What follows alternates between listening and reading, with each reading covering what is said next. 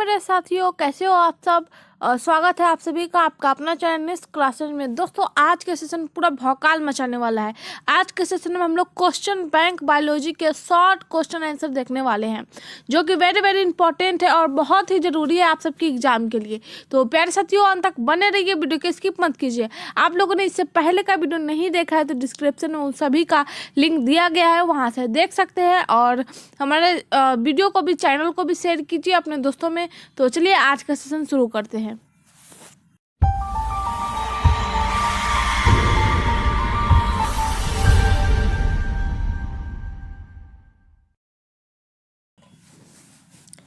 तो देखिए, आज हम लोग देखने वाले हैं ये सब क्वेश्चन जो आप लोग को स्क्रीन में दिख रहा है। खंड क में जो है वो टोटल 10 क्वेश्चन देखेंगे। इसमें बोला गया कि इन्हीं 8 प्रश्नों का उत्तर दे। तो हम लोग तो प्रैक्टिस कर रहे हैं, तो हम लोग पूरे टोटल 10 आंसर देंगे। उसके बाद देखिए खंड ख में है कि किन्हीं 10 प्रश्नों का उत्तर दे। 10 तो 10 में जो है वह कितना दिया हुआ है, टोटल दिया हुआ है 12 क्वेश्चन दिया हुआ है।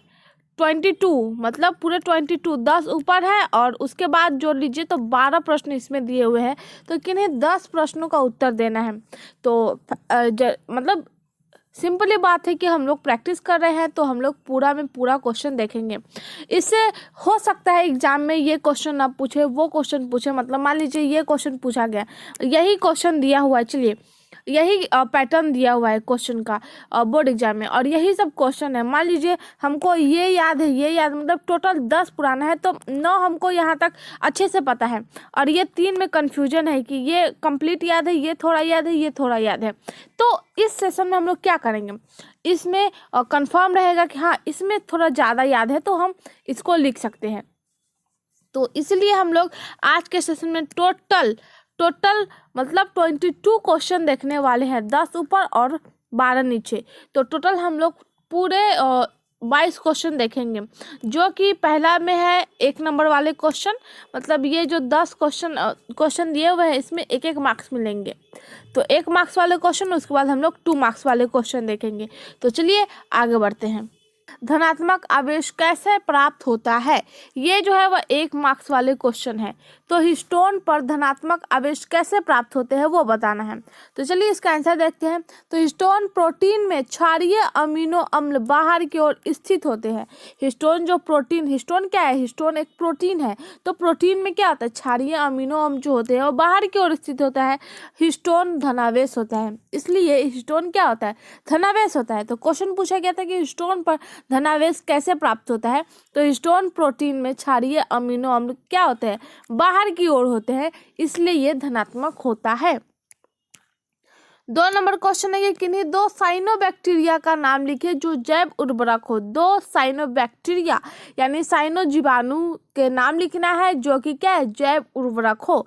तो पहला है एनाबिमा और दूसरा है नॉस्टॉक। क्या है, एनाबिना एवं नॉस्टॉक, ये 2 है। 1 नंबर मार्क्स वाले क्वेश्चन है, 1 नंबर वाले हैं।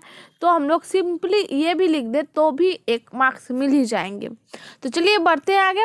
क्वेश्चन नंबर 3 है कि कदम में किसके द्वारा परागण होता है। कदम आप लोगों ने गांव में ये सब पेड़ तो होते ही है, और आप लोगों ने खाया होगा, मैंने तो बहुत बार खाया है कदम। तो कदम में परागण किसके द्वारा होता है, तो इसका सही जवाब है चमगादड़ के द्वारा। चमगादड़ आप लोगों ने देखे होंगे, उसी चमगादड़ के द्वारा जो होता है वो कदम में परागण होता है। शुक्राणु के मध्य भाग में क्या पाया जाता है। शुक्राणु के जो मध्य भाग होते हैं, ये तो शीर्ष वाले भाग हो गए, लेकिन ये जो मध्य वाले भाग होते हैं ये, तो इस भाग में क्या पाया जाता है। तो शीर्ष वाले को जो होते हैं उसको एक्रोसोम बोलते हैं, और मध्य वाले जो भाग होते हैं उसमें माइटोकॉन्ड्रिया होता है, माइटोकॉन्ड्रिया पाया जाता है। तो ऐसे भी क्वेश्चन पूछे जाते हैं। वैसे एक और क्वेश्चन पूछा जाता है जो अभी मैंने बताया कि शुक्राणु के शीर्ष भाग को क्या कहते हैं। तो एक्रोसोम, और मध्य भाग और मतलब अंतिम भाग में क्या होते हैं, पूंछ होते हैं। शीर्ष भाग में एक्रोसोम, तो इसके बीच वाले जो भाग होते हैं उसमें माइटोकॉन्ड्रिया पाया जाता है। तो तो ये हम लोग का राइट आंसर हो जाएगा। क्वेश्चन नंबर 5 है कि ध्वनि की इकाई क्या है। ये जो क्वेश्चन है मतलब मैंने अभी जो शुरू में आप लोगों को क्वेश्चन दिखाया था उसमें अथवा करके दिया हुआ था, अथवा यानी इसमें या तो इस क्वेश्चन को बनाओ या फिर इस क्वेश्चन को। तो मैंने यहाँ पे मार्क्स नंबर दे दिया है कि ये 4 नंबर और ये 5 नंबर है। तो कन्फ्यूजन मत होना, ये मत कहना कि क्वेश्चन पेपर में कुछ अलग है ये वो, कुछ नहीं। अथवा में जो था ना, या फिर इसको बना सकते हैं या फिर इसको, तो मैंने इसको पार्ट पार्ट कर दिया है। तो क्वेश्चन नंबर 5 है कि ध्वनि की इकाई क्या है। डेसिबल। क्या होते हैं? डेसिबल यानी डीबी। और सही, ये हम लोग का सही जवाब है, इससे 1 मार्क्स मिल जाएंगे। क्वेश्चन नंबर 6 है कि प्लाज्मिड डीएनए किस सूक्ष्मजीव में पाया जाता है। प्लाज्मिड जो डीएनए होते हैं वो किस सूक्ष्मजीव में पाया जाता है? तो जीवाणु कोशिका में पाया जाता है। कौन सी सूक्ष्मजीव में? तो जीवाणु कोशिका में प्लाज्मिड डीएनए पाया जाता है। क्वेश्चन नंबर 7 है कि टेटनस किस बैक्टीरिया के कारण होता है। टेटनस किस बैक्टीरिया के कारण होता है? जैसे कि आप लोग को पता है, हाथ वाथ करने पर बोलते हैं जा करके इसको मलहम पट्टी करवाओ या फिर कुछ इन्फेक्शन हो जाएगा, टेटनस पकड़ लेगा। तो और बहुत लोगों ने टेटनस का इंजेक्शन भी लिया होगा, आप लोग को याद हो तो। टेटनस, जो टेटनस पकड़ता है वो किस बैक्टीरिया के कारण पकड़ता है, वो आज हम लोग जानेंगे। तो क्लोस्ट्रीडियम टिटैनी नामक जो जीवाणु होते हैं जिसके कारण क्या होता है? टेटनस, टिटैनी यानी टेटनस रोग होता है। देखिए, रोग जो जीवाणु है और उससे रिलेटेड जो रोग होते हैं बस थोड़ा बहुत ही चेंजेस होते हैं उनके नाम में। तो क्लोस्ट्रीडियम टिटैनी नामक जीवाणु के कारण टेटनस रोग होता है। क्वेश्चन नंबर 8 है कि एगारोज का प्रयोग किस काम में किया जाता है। एगारोज का प्रयोग जैव प्रौद्योगिकी में होता है। इस क्वेश्चन में पूछा गया था कि एगारोज का प्रयोग किस काम में होता है, तो जैव प्रौद्योगिकी के काम में होता है। तो चलिए बढ़ते हैं आगे। क्वेश्चन नंबर 9 है कि किस एक फ्लैजेजम बैक्टीरिया का नाम है। किसी एक फ्लैजेजम बैक्टीरिया का नाम क्या हो जाएगा?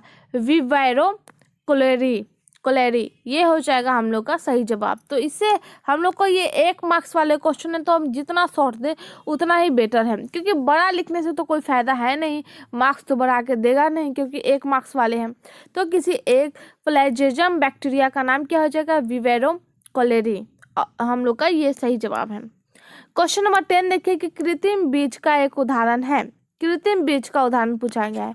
तो देखिए यहाँ पे है देखिए यहाँ पे है ट्रिटिकेल बीजाणु, ये जो है वह कृत्रिम बीज का एक उदाहरण है। ये सब क्वेश्चन वेरी वेरी इंपॉर्टेंट है, बोर्ड एग्जाम में ऑलरेडी पूछे गए हैं। ऐसा नहीं है कि मैंने ये कहीं से उठा के लाया है, मैंने क्वेश्चन पेपर को सॉल्व किया है। देखिए क्वेश्चन नंबर 11 है कि एक विलुप्त हो गए प्राणी का नाम बताइए। विलुप्त मतलब जो खत्म हो गए, जिसकी प्रजाति अभी दिखाई नहीं देती है, उस विलुप्त प्राणी के नाम बताना है। तो वूली मैमथ जो है वह विलुप्त प्राणी है, मतलब विलुप्त हो गए प्राणी है, ये गुम हो गया है, अब इसकी प्रजाति देखने को नहीं मिलती है। बढ़ते हैं आगे, नेक्स्ट क्वेश्चन देखते हैं। क्वेश्चन नंबर तो चलिए हम लोग का ये जो 1 मार्क्स वाले थे वो टोटल 10 ही थे। 10 में हम लोग को केवल 8 ही बताना था। 8 हर एक क्वेश्चन 1 मार्क्स के थे, तो 8 मार्क्स मिल सकते थे। मैंने एक क्वेश्चन को जो है वो अथवा करके दिया था, मैंने उसको नंबरिंग कर दिया है, इसलिए 11 क्वेश्चन हो गए थे। लेकिन टोटल हम लोग का 10 क्वेश्चन था, और 10 क्वेश्चन में आप 8 क्वेश्चन का आंसर सही दे देते हैं, तो इससे आप लोग को 8 मार्क्स मिल जाएंगे। कोई भरोसा नहीं कि किस प्रकार से पूछा जाए, तो इसलिए हम लोग को हर एक तरह से प्रिपेयर होकर रहना है। तो अब हम लोग 2 मार्क्स वाले क्वेश्चन देखेंगे। इसमें टोटल हम लोग को 20 मार्क्स मिलेंगे। 12 क्वेश्चन है जिसमें हम लोग को 10 का ही आंसर देना है। तो चलिए देखते हैं। पहला क्वेश्चन है बहुभ्रूणता से आप क्या समझते हैं? बहु, आप लोगों ने एक वचन बहुवचन ये पढ़े होंगे। तो एक वचन क्या होता है? जिसमें एक का बोध हो। बहु मतलब बहुत का बोध हो, मतलब एक से ज्यादा का बोध हो, उसे बोलते हैं बहुवचन। तो बहु भ्रूणता यानी बहुत भ्रूणता, एक बीज से एक से अत्यधिक, मतलब एक बीज में एक से अत्यधिक जो भ्रूण पाए जाते हैं उस स्थिति में बहुभ्रूणता कहते हैं। बस सिंपली वही है, बस यहाँ पे क्या है कि वहाँ पे वचन बोले जाते हैं और यहाँ पे बीज के बारे में हम लोग जानकारी प्राप्त कर रहे हैं। बस थोड़ा अगर अपनी लाइफ से कंटेक्ट करें तो हर एक क्वेश्चन का सोल्यूशन निकल जाएगा। तो बहुभ्रूणता, बहु यानी एक से अत्यधिक, तो एक बीज में एक से अत्यधिक भ्रूण, बहुभ्रूण, भ्रूण यहाँ से उठा सकते हैं तो एक से अत्यधिक भ्रूण, तो एक बीज में एक से अत्यधिक भ्रूण पाए जाने की स्थिति को बहुभ्रूणता कहते हैं। तो चलिए ये हो गए। नेक्स्ट क्वेश्चन देखते हैं। क्वेश्चन नंबर 2 है कि आरोपण किसे कहते हैं, यह क्रिया कब प्रारंभ होती है। आरोपण स्त्रियों में ब्लास्टोसिस्ट, स्त्रियों में ब्लास्टोसिस्ट के गर्भाशय स्तन में अतः स्थापित होने की क्रिया को आरोपण कहते हैं। मतलब आरोपण मतलब कोई भी चीज जो है वो क्या है, स्थापित होता है, लेकिन कब, कहाँ, किसमें, तो स्त्रियों में ब्लास्टोसिस्ट, कहाँ, ब्लास्टोसिस्ट में, ब्लास्टोसिस्ट के गर्भाशय स्तन में जो है वह क्या होता है, स्थापित होने की क्रिया को आरोपण कहते हैं। आरोपण याद रखिएगा कि किसी चीज का स्थापन होने की क्रिया होती है, लेकिन आरोपण पूछा गया है बायो में, तो ये जरूर याद रखना है कि कब कहाँ होता है। तो कब, तो ब्लास्टोसिस्ट मतलब किसमें, सॉरी किसमें, तो स्त्रियों में, कहाँ, तो ब्लास्टोसिस्ट के गर्भाशय स्तन में। तब हम लोग अब आरोपण का परिभाषा पूरी तरह से बना सकते हैं कि स्त्रियों में ब्लास्टोसिस्ट के गर्भाशय स्तन में स्थापित होने की क्रिया को आरोपण कहते हैं। अब इस क्वेश्चन में पूछा गया कि यह क्रिया कब प्रारंभ होती, कब, ये क्वेश्चन मैंने किया था, तो कब, यह क्रिया निषेचन के 7 दिनों के बाद होती है, 7, एक सप्ताह के बाद। तो चलिए इस प्रकार से समझने से आप लोग को आसानी से याद रहेगा। क्वेश्चन नंबर देखिए 3 है कि एक संकर क्रॉस तथा दुई संकर क्रॉस के फिनोटॉपिक अनुपातों को लिखे। 2 नंबर क्वेश्चन है कि उत्परिवर्तन को परिभाषित करें। 3 नंबर क्वेश्चन में 2 क्वेश्चन दिए गए हैं, एक तो एक संकर क्रॉस और दुई संकर क्रॉस के फिनोटॉपिक अनुपात लिखना है और दूसरा उत्परिवर्तन को परिभाषित करना है। तो चलिए देखते हैं। पहला है कि एक संकर क्रॉस का फिनोटाइपिक अनुपात द्वारा होता है, एक संकर क्रॉस का फिनोटाइपिक अनुपात द्वारा होता है, दुई संकर क्रॉस का फिनोटाइपिक अनुपात जो है वो क्या होता है, 9:3:3:1 ये हो जाएंगे। तो एक क्वेश्चन सॉल्व। दूसरा देखिए उत्परिवर्तन को परिभाषित करना है। तो जीव संरचना में वह परिवर्तन जिसके कारण संतति में उस जीन द्वारा अभिव्यक्त होने के लक्षण परिवर्तित होती है वह उत्परिवर्तन कहलाता है। इसमें परिवर्तन दिया हुआ है, उत्परिवर्तन, उत को छोड़िए, परिवर्तन मतलब चेंज, चेंज तो पता है कि किसी न किसी चीज में जो होगा, किसी न किसी गुण या किसी न किसी या कहीं भी परिवर्तन आया है तो चेंज ही होगा, क्योंकि परिवर्तन जो है वह बदलने के लिए यूज किया जाता है कि बदल गया है यानी परिवर्तन हो गया है। तो अब उत का मतलब जानते हैं। उत जीव संरचना में वह परिवर्तन जिसके कारण संतति में उस जीन द्वारा अभिव्यक्त होने की लक्षण परिवर्तित होती है। परिवर्तित मतलब तो आ गया कि लक्षण में परिवर्तित होती है, तो इसी को ही बोलते हैं उत्परिवर्तन। तो आई होप समझ में आ गया होगा। क्वेश्चन नंबर 4 है कि दुई संकर क्रॉस के जीनोटॉपिक अनुपात को लिखें अथवा रेशम के 4 किस्म को लिखें। तो इससे पहले हम लोगों ने एक क्वेश्चन देखा था, इसी में था कि एक संकर क्रॉस और दुई संकर क्रॉस, और इस क्वेश्चन में कि दुई संकर क्रॉस के जीनोटॉपिक और वो था फिनोटॉपिक। तो फिनोटॉपिक का क्या होता है, 9:3:3:1। तो ये तो है फिनोटॉपिक का। अब दुई संकर क्रॉस के जीनोटॉपिक अनुपात बोला गया है और इसी में अथवा करके दिया है कि रेशम के 4 किस्म को लिखे। तो अगर बोर्ड एग्जाम में पूछा जा रहा है यही क्वेश्चन अथवा करके, तो या तो हम ये बनाएंगे या फिर ये बनाएंगे। अगर 4 का ये बना रहे तो 4 डॉट लिखेंगे, अगर 4 के अथवा वाला लिख रहे तो अथवा करके तब नीचे उसका आंसर लिख देंगे। ठीक है, तो चलिए इसका आंसर देखते हैं। तो दुई संकर क्रॉस के जीनोटॉपिक अनुपात, फिनोटॉपिक 9:3:3:1, जीनोटॉपिक जो हो जाएगा 1:2:1 1:2:4:2:1:2:1, यानी ये हो जाएगा द्विक्रॉस का जीनोटॉपिक अनुपात। फिनोटॉपिक ये है, जीनोटॉपिक ये है। याद रखिए। अब दूसरा है कि रेशम के 4 किस्म के नाम लिखे। रेशम के 4 किस्म के नाम लिखे। तो पहला हो जाएगा तसर सिल्का, दूसरा हो जाएगा मूंगा सिल्क, तीसरा हो जाएगा मरवरी सिल्क और चौथा हो जाएगा अंडी सिल्क। तो ये 4 क्या है? रेशम के किस्म, यानी रेशम के प्रकार। तो चलिए बढ़ते हैं आगे। क्वेश्चन नंबर देखिए हम लोग का 5 है, थोड़ा बड़ा कर लेते हैं। तो देखिए आप लोग को दिख रहा होगा क्वेश्चन नंबर 5 है, इसमें भी 2 क्वेश्चन पूछे गए। पहला पॉलीप्लॉइडी को परिभाषित करें, पॉलीप्लॉइडी को परिभाषित करें। दूसरा बहुअलील क्या है? तो पहला देखते हैं पॉलीप्लॉइड। तो जीवों में गुणसूत्र समुच्चय की संख्या जब 2 से अधिक होती है, 2 से अधिक होती है, वह जीव बहुगुणित एवं यह गुण बहुगुणता कहलाता है, बहुगुणता कहलाता है।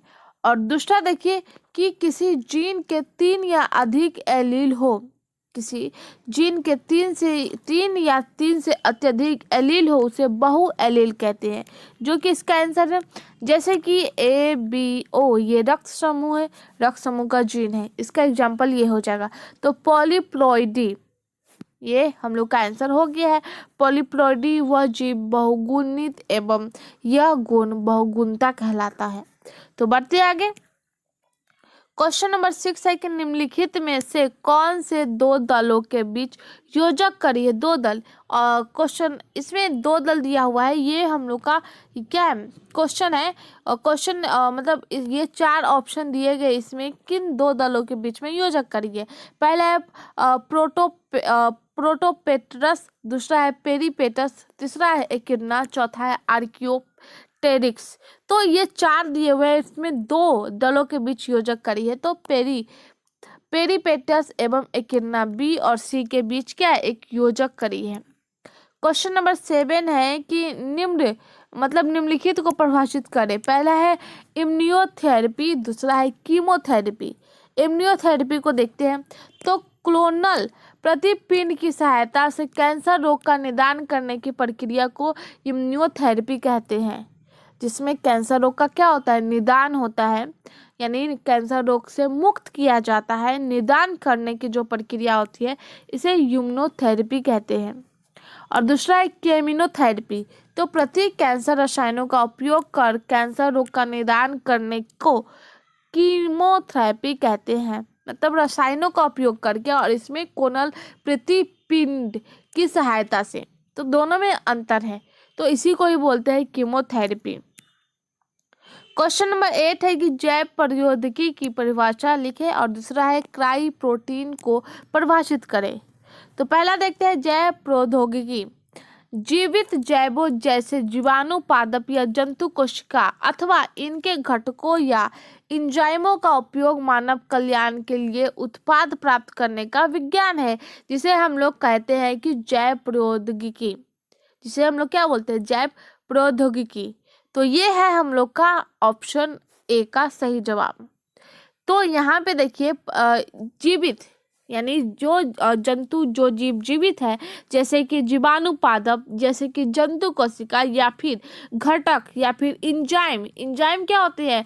मानव शरीर, जो जीव जीवित होते हैं उसके शरीर के अंदर बनता है, जो जीव जीवित रहते हैं उसके शरीर के अंदर बनता है। तो ये सब किसमें बनता है? जीवित मतलब जो जंतु, जो जीव जीवित रहते हैं उसी के अंदर बनता है। तो उसके उपयोग मानव कल्याण के लिए उत्पाद प्राप्त करने की विज्ञान है, जिसे हम लोग जैव प्रौद्योगिकी कहते हैं। दूसरा देखिए क्राई प्रोटीन एक प्रकार के जीवाणु द्वारा उत्पन्न प्रोटीन है। ये जो है वो जीवाणु द्वारा क्या है? उत्पन्न प्रोटीन है, जो उस जीवाणु के CRY क्राई जीन की अभिव्यक्ति का उत्पाद है।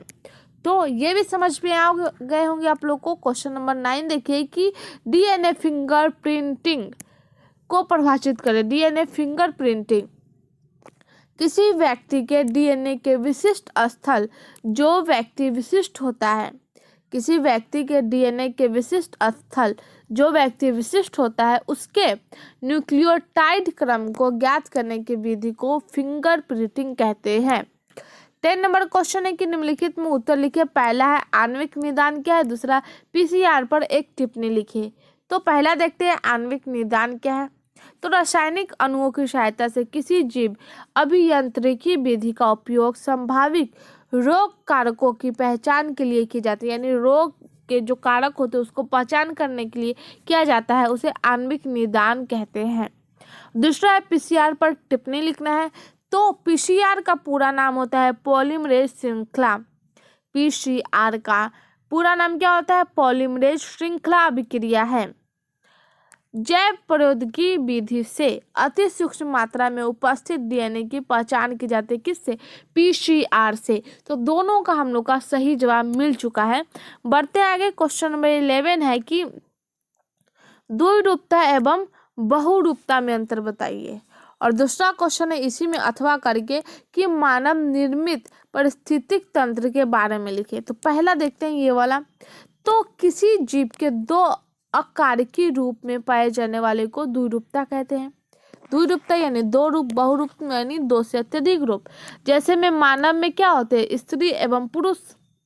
मानव में क्या दो ही होते हैं ना, दो ही रूप होते हैं, या तो स्त्री होंगे या फिर पुरुष होंगे। ऐसा तो नहीं है कि स्त्री और पुरुष के अलावा भी होंगे, ऐसा तो है नहीं। या फिर स्त्री या फिर पुरुष। तो ये क्या है? द्विरूपता, जिसमें केवल दो ही रूप हो। बहुरूपता यानी दो से अत्यधिक हो। तो जबकि दो से अत्यधिक रूपों में पाए जाने वाले को बहुरूपता कहते हैं। जैसे कि मधुमक्खी, मधुमक्खी जो होते हैं वो मतलब दो से अत्यधिक इसमें जो है वो रूप पाया जाता है। नर, मादा एवं सहचर, ये जो है वो क्या है? बहुरूपता का एग्जाम्पल है। तो ये तो हम लोग का मिल गया आंसर। अब देखते हैं अथवा वाले का। ये मानव निर्मित पारिस्थितिक तंत्र के बारे में लिखे। तो देखिए, मानव निर्मित पारिस्थितिक तंत्र मानव द्वारा क्या तैयार किया हुआ एवं मानव द्वारा ही व्यवस्थित कृत्रिम पारिस्थितिक तंत्र है। एग्जाम्पल में हो जाएगा फुलवारी, कृषि पारिस्थितिक तंत्र, एक्वेरियम आदि। तो ये जो है वो क्या है? मानव द्वारा निर्मित पारिस्थितिक तंत्र है। क्वेश्चन नंबर 12 देखिए। क्वेश्चन नंबर 12 है कि अंतर परिवर्तित गाय का नाम लिखिए। इसमें कौन सा विशेष प्रोटीन है? तो गाय में हो जाएगा रोजी। अब प्रोटीन क्या हो जाएगा? Alpha lactalbumin. Alpha lactalbumin. Alpha lactalbumin क्या है? प्रोटीन है। अंतर परिवर्तित गाय का नाम है रोजी और इसके अंदर कौन सा विशेष प्रोटीन है? तो अल्फा लैक्टस एल्ब्यूमिन। तो प्यारे साथियों, आज का सेशन यहीं तक है। आई होप ये सेशन आप सबको पसंद आया है। मैंने बारीकी से हर एक क्वेश्चन का आंसर दिया है और अच्छे से अच्छे समझाने की कोशिश की है। तो आई होप आप लोग को समझ में आए और आप लोग को पसंद आए।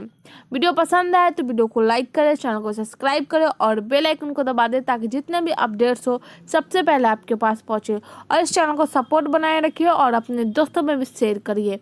तो चलिए, आज का सेशन यहीं तक है। मिलते हैं नेक्स्ट सेशन में। धन्यवाद, टाटा, बाय बाय।